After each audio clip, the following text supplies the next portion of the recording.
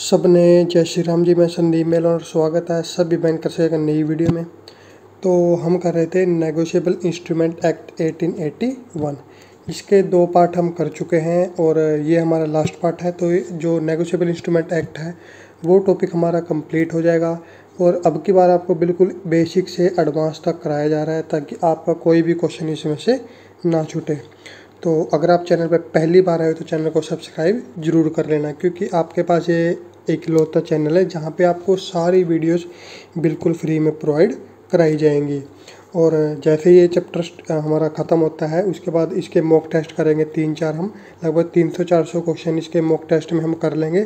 तो अगर कोई क्वेश्चन बीच में छूट भी जाता है तो वहाँ पर वो कवर हमारा हो जाएगा। तो चलिए शुरू करते हैं। तो नेक्स्ट हमारे पास सेक्शन है 21, types of instruments, understanding payment terms, A promissory note, bill of exchange, the expression. यानी कि जो टाइप ऑफ इंस्ट्रूमेंट हमारे पास हैं उसके अंदर जो टर्म्स यूज की जाती हैं, एक्सप्रेशन यूज की जाती है, उनका मतलब क्या होता है। फर्स्ट हमारे पास एट साइट और on presentation for both types of instrument these phrase simply mean payable on demand. यानी कि एट साइट या फिर एट प्रेजेंटेशन पर जो बोथ टाइप ऑफ इंस्ट्रूमेंट है यानी कि प्रोमिजरी नोट और बिल ऑफ एक्सचेंज वो क्या होंगे, पेबल ऑन डिमांड होंगे। दूसरा आफ्टर साइट, आफ्टर साइट के बाद देखिए क्या होगा, for a promissory note it means after it shown to the maker presented for sight. यानी कि किसको दिखाया जाएगा, जिसने प्रोमिजरी नोट को बनाया है उसको ये दिखाया जाएगा। और दूसरा बिल ऑफ एक्सचेंज के लिए क्या होगा, it means after it's accepted or from formally noted or protested for not non acceptance। यानी कि या तो इसको एक्सेप्ट कर लिया जाएगा या फिर इसको नोट कर लिया जाएगा और प्रोटेस्टेड किया जाएगा अगर ये नॉन एक्सेप्टेंस रहता है। उसके बाद नेक्स्ट है सेक्शन 22, मैच्योरिटी।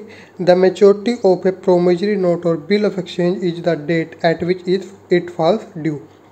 यानी कि मैच्योरिटी डेट क्या होती है प्रोमिजरी नोट या फिर बिल ऑफ एक्सचेंज की, जिस दिन वो ड्यू होता है। और मैच्योरिटी डेट हमारे पास सिर्फ प्रोमिजरी नोट और बिल ऑफ एक्सचेंज की होगी, जो चेक होता है उसकी मैच्योरिटी डेट नहीं होती। उसका क्या होता है कि अगर 3 महीने की उसकी वैलिडिटी होती है तो किसी भी दिन जाकर उसको जो कैश कराया जा सकता है। नेक्स्ट है days of grace, every promissory note और bill of exchange which is not express to be payable on demand at sight और on presentation is at maturity on the 3rd day after the day on which it is express to be payable. यानी कि promissory note, bill of exchange जो कि payable on demand नहीं हो, चाहे site पर या फिर प्रेजेंटेशन पे, उसकी मैच्योरिटी कब आती है, etch eight maturity on the 3rd day. यानी कि उसकी मैच्योरिटी कब आती है, 3rd डे पर, after the day on which it is express to be payable. जब उसको पे करने के लिए बोला जाए उसके 3 दिन के बाद उसकी जो मैच्योरिटी आती है। यहाँ पे देखिए हमारे पास है सेक्शन 23 to 25, कैलकुलेटिंग मैच्योरिटी। यानी कि मैच्योरिटी किस तरीके से काउंट की जाती है। फर्स्ट केस है हमारे पास negotiable instrument payable on stated number of months after date. यानी कि जो प्रोमिजरी नोट मान लो बनाया गया है या फिर बिल ऑफ एक्सचेंज, उसके ऊपर बोला गया कि मान लो 4 महीने के बाद ये पेबल होगा, तो उसकी मैच्योरिटी डेट क्या होगी, corresponding day of the relevant month, that is date on which negotiable instrument is drawn। मान लो आज बनाया गया है तो आज है जैसे 27 जून, 27 जून को बनाया गया है। स्टेटेड नंबर ऑफ मंथ यानी कि 4 महीने का टाइम हो गया उसके बाद, यानी कि अभी है जून, जुलाई, अगस्त, सितंबर, अक्टूबर। अक्टूबर की मान लो 26 आ गई, उसके बाद +3 डेज, उसके बाद 3 दिन उसमें जोड़ दिए जाएंगे।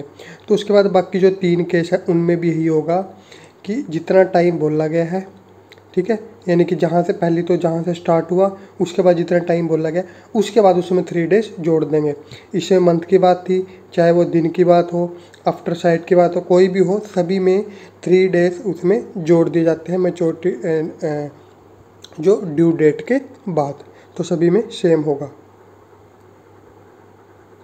नेक्स्ट है capacity to make promissory note. Every person capable of contracting may bind himself and be bound by the making, drawing, acceptance, endorsement, delivery and negotiation of a promissory note, bill of exchange और check. यानी कि कोई भी person है वो capable है contract करने में, और मे बाइंड हिमसेल्फ अपने आप को बाइंड कर सकता है कॉन्ट्रैक्ट में, and be bound by the making, और साथ में क्या कर सकता है वो मेकिंग कर सकता है, ड्राइंग कर सकता है, एक्सेप्टेंस कर सकता है, एंडोर्समेंट कर सकता है, डिलीवरी और नेगोशिएशन कर सकता है। किसकी? जो सभी नेगोशिएबल इंस्ट्रूमेंट्स हैं।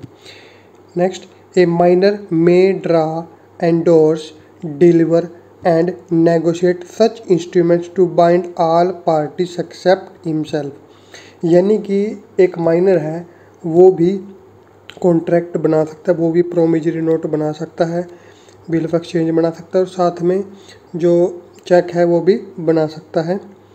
यानी कि ड्रॉ कर सकता है, एंडोर्स कर सकता है, डिलीवर कर सकता है, नेगोशिएट भी कर सकता है, और यानी कि वो बाइंड भी कर सकता है बाकी सभी पार्टीज को एक्सेप्ट हिमसेल्फ, क्योंकि वो माइनर है इसलिए वो खुद कॉन्ट्रैक्ट में शामिल नहीं होगा, लेकिन बाकी सभी पार्टीज को कॉन्ट्रैक्ट में शामिल कर सकता है।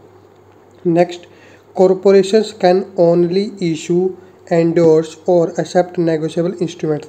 यानी कि जो कॉरपोरेशन है, कोई कंपनी या कोई फर्म है, वो इशू कर सकती है, एंडोर्स कर सकती है, एक्सेप्ट कर सकते हैं नेगोशिएबल इंस्ट्रूमेंट को, जैसे कि प्रोमिजरी नोट हो गया, बिल ऑफ एक्सचेंज हो गया। If the law specifically allows them to do so. कब? जबकि जो लॉ है, मान लो कंपनी का लॉ है या वैसे लॉ है, जो अगर उनको अलाउ करता है तो वो ये काम कर सकते हैं। This means their power to engage in such activities is not automatic. यानी कि इसका मतलब क्या है कि जो ये एक्टिविटी है नेगोशिएबल इंस्ट्रूमेंट एक्ट की, उसको एंडोर्स करना, एक्सेप्ट करना, इशू करना, ड्रा करना, वो सारे वो ऑटोमेटिक उनके पास राइट नहीं है। वो राइट उनको कहाँ से मिलते हैं? But is derived from the legal framework governing corporation. यानी कि जो लीगल फ्रेमवर्क है जो कॉरपोरेशंस का या उनके जो लॉ रेगुलेशन बनाए गए हैं उसके अकॉर्डिंग वो कर सकते हैं, अदरवाइज उनके पास ये राइट नहीं होता। नेक्स्ट है holder's right to duplicate of the lost bill.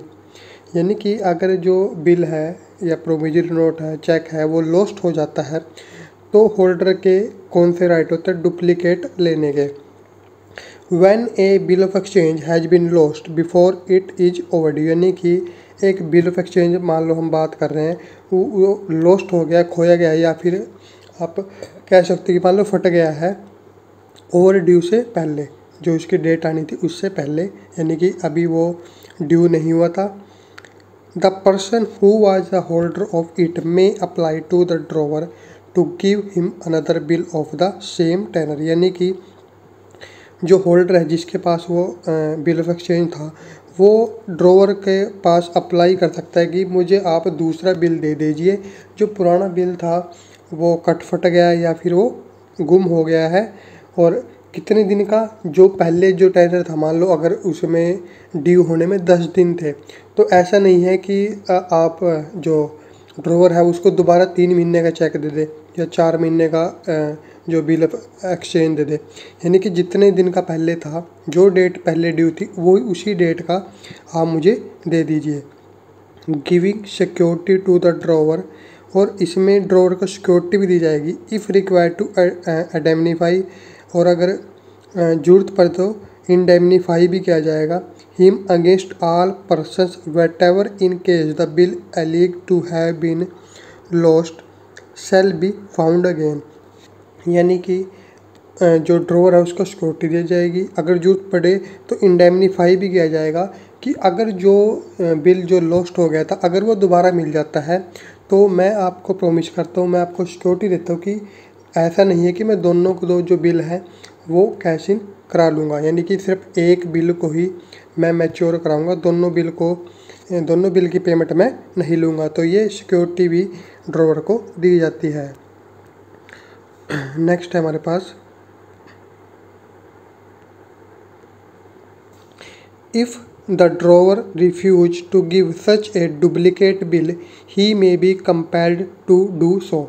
यानी कि अगर जो ड्रॉवर है वो मना कर देता है कि मैंने आपको एक बार चेक दे दिया, मैं आपको दोबारा चेक नहीं दूंगा या बिल नहीं दूंगा, डुप्लीकेट बिल नहीं दूंगा, तो ऐसा करने के लिए उसको फोर्स भी किया जा सकता है। बाकी यहाँ पे आपको ये ध्यान रखना है कि जो चेक या जिसकी भी हम बात करें नेगोशिएबल इंस्ट्रूमेंट की, वो बाई कंसिडरेशन दिया गया हो, यानी कि वो कोई गिफ्ट वगैरह में ना दिए गए